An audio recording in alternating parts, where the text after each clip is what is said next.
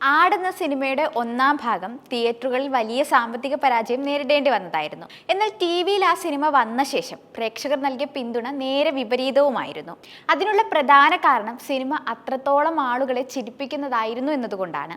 അതുകൊണ്ട് തന്നെ രണ്ടാം ഭാഗം എടുക്കാൻ നിർമ്മാതാവായ വിജയ് ബാബുവും സംവിധായകൻ മിഥുൻ മാനുവൽ തോമസും കൂടി തയ്യാറായതോടെ മലയാളികൾക്ക് ആഘോഷിക്കാനുള്ള ചിത്രമാണ് ശരിക്കും കിട്ടിയത്. ഏറെ നാളുകൾക്ക് ശേഷം തിയേറ്ററുകളിലേക്ക് കുടുംബ പ്രേക്ഷകരെ അടക്കം എത്തിച്ച സിനിമയായിരുന്നു ആട് 2. ചിത്രത്തിലെ പ്രധാന കഥാപാത്രങ്ങൾ ഒന്നായി അഭിനയിച്ച താരമായിരുന്നു സൈജു കുറുപ്പ്.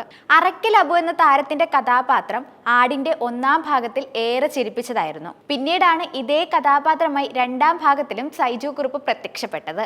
വടംവലി മത്സരത്തിന് പോകുന്ന ഷാജി പാപ്പൻ ഗ്യാങ്ങിലെ പ്രധാനിയായ അറക്കൽ അബുവിനെ പ്രേക്ഷകർ ഇരു കൈയും നീട്ടി സ്വീകരിക്കുന്ന കാഴ്ച നാം കണ്ടതാണ്. സൈജു കുറുപ്പ് എന്ന നായകൻ അതുവരെ ചെയ്തതിൽ നിന്ന് വ്യത്യസ്തമായ വേഷമായിരുന്നു ആടിലെ അറക്കൽ അബു. ഇപ്പോഴിതാ ആട് ഫ്രാഞ്ചൈസിയിലെ മൂന്നാം ഭാഗം ഒരുങ്ങുകയാണെന്നാണ് റിപ്പോർട്ടുകൾ വ്യക്തമാക്കുന്നത്.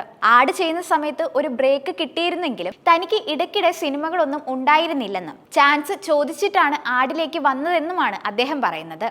ആദ്യം ചാൻസ് ചോദിച്ച് മിഥുനെ വിളിക്കുമ്പോൾ അദ്ദേഹം പറഞ്ഞത് താനൊരു ഔട്ടായ നടനാണ് എന്നാണ്. അതുകൊണ്ട് തന്നെ അവരെ എങ്ങനെ ഇംപ്രസ് ചെയ്യിക്കുമെന്നായിരുന്നു തന്റെ ചിന്ത.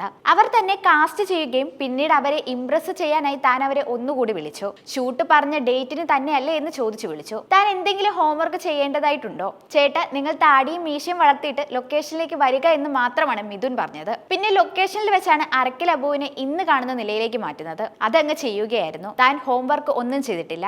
മുൻപിൽ ഒരു റെഫറൻസ് പോലും ഉണ്ടായിരുന്നില്ല. സാധാരണ എന്തെങ്കിലുമൊക്കെ ഉണ്ടാവാറുണ്ട്. ആട് ഒന്നാം ഭാഗത്തേക്കാൾ ബുദ്ധിമുട്ടായിരുന്നു ശരിക്കും പറഞ്ഞാൽ രണ്ടാം ഭാഗമെന്ന്. കാരണം ഒന്നാം ഭാഗത്തിൽ അറക്കൽ അബുവിനെ എല്ലാവരും മനസ്സിലാക്കി കഴിഞ്ഞിരുന്നു എന്നുമാണ് അദ്ദേഹം പറയുന്നത്.